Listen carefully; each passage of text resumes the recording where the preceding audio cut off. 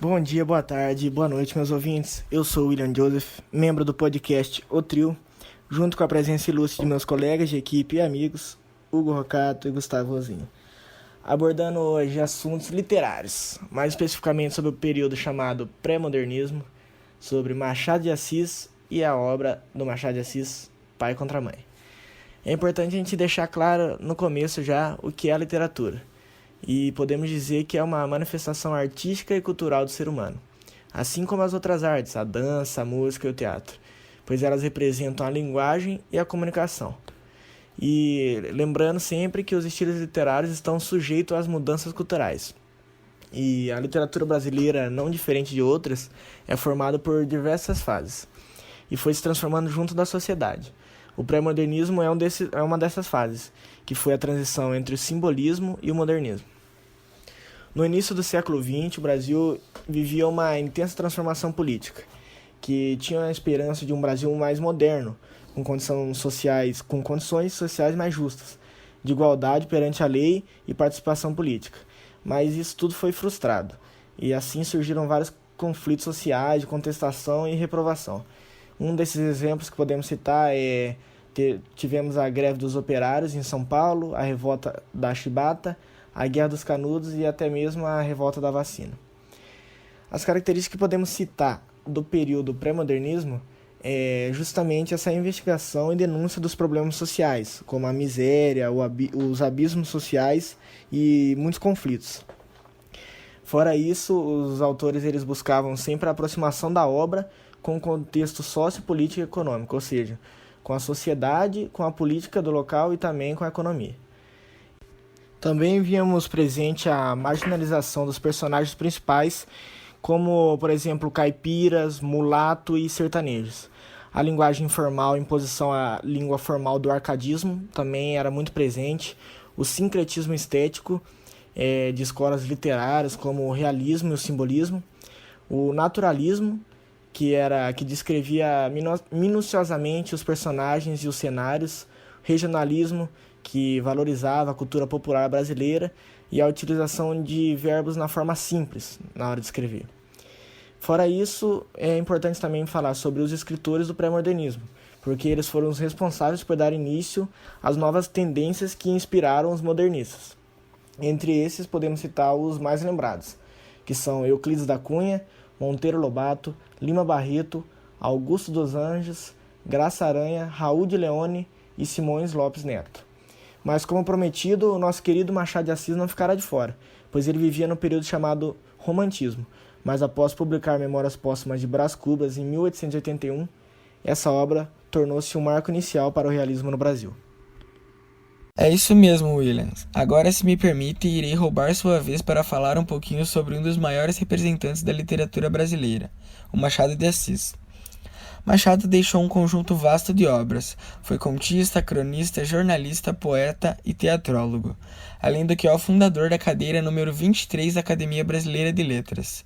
Joaquim Maria Machado de Assis nasceu no Morro do Livramento, Rio de Janeiro, no dia 21 de junho de 1839. Filho de pais humildes, seu pai, Francisco José de Assis, era pintor de paredes, e sua mãe, a açoriana Maria Leopoldina Machado de Assis, era lavadeira. Machado ficou órfão de mãe muito cedo e por isso foi criado com sua madrasta. Machado escrevia para a revista O Espelho, a Semana Ilustrada e o Jornal das Famílias. O primeiro livro que publicou foi a tradução de Queda que as Mulheres Têm para os Tolos.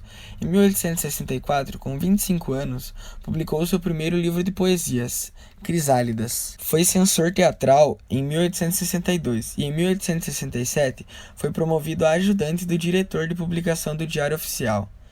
Em 1869, casou-se com Carolina Augusta Xavier de Novaes, senhora portuguesa que lhe ajudou na revisão dos livros e com quem esteve casado durante 35 anos. Carolina foi a mulher ideal para Machado. Esgotado pelo intenso trabalho de escritor e funcionário público, Machado sofria de epilepsia e a esposa ajudou-lhe não só nas revisões, como cuidando dele. Em 1862, publicou Ressurreição, o seu primeiro romance.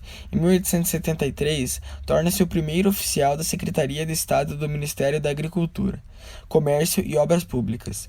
Participou do projeto de criação da Academia Brasileira de Letras, sendo eleito seu presidente em 28 de janeiro de 1897, cargo ocupado por mais de 10 anos. No dia 29 de setembro de 1908, Machado de Assis faleceu na casa 18 da rua Cosme Velho, no Rio de Janeiro, vítima de câncer. A vida de Assis foi um grande filme e acabou nos rendendo obras espetaculares que são apreciadas por todo mundo. Algumas delas são Dom Casmurro, de 1899, O Alienista, de 1882, Memórias Póstumas de Brás Cubas, de 1881, e o conto Pai contra Mãe, que será o que iremos nos aprofundar no nosso programa de hoje. Agora é com você, Hugo. Então vamos lá, comentar sobre o conto Pai contra Mãe, de Machado de Assis.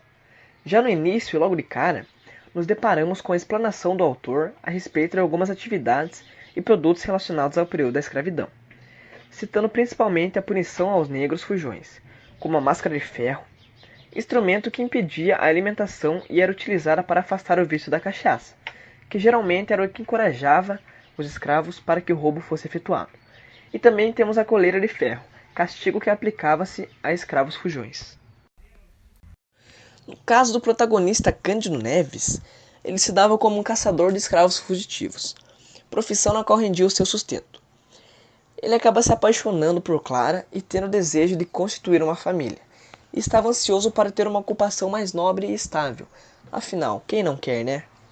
Clara, que auxiliava na profissão de costureira, morava com sua tia Mônica, que por sua vez era contra a união do casal, e isso devido à falta de recursos para se manterem, pois ambos eram humildes.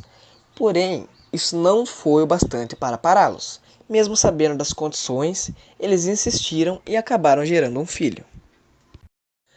Conforme a gravidez de Clara avançava, Mônica sugeriu que eles entregassem a criança a um local de caridade que recebia filhos indesejados, que carregava o nome A Roda dos Enjeitados. Porém, como o casal era insistente e queria realmente o filho, eles se puseram totalmente contra essa decisão. No entanto, o tempo foi passando e a pressão foi apenas aumentando. E isso devido ao proprietário da casa onde moravam estar exigindo o pagamento do aluguel em alguns dias, que por sinal já estava atrasado há pelo menos 3 meses. Após Mônica conseguir um cômodo emprestado de uma amiga, conseguiu convencer também o casal a entregar a criança, pois a situação para os dois não se encontrava nada fácil. Logo após o nascimento da criança, que a propósito era um menino, Cândido se apressava para entregá-lo à Roda dos Enjeitados, quando no meio do caminho acabou se deparando com uma escrava fugitiva, chamada Arminda. Que sorte, não, meus amigos? Então deixou seu filho com um farmacêutico e foi atrás da escrava. Devolvendo-a, ganharia uma recompensa de 100 mil réis, dinheiro que ajudaria com certeza o casal a sair do sufoco. Sendo assim, não precisariam mais entregar o bebê.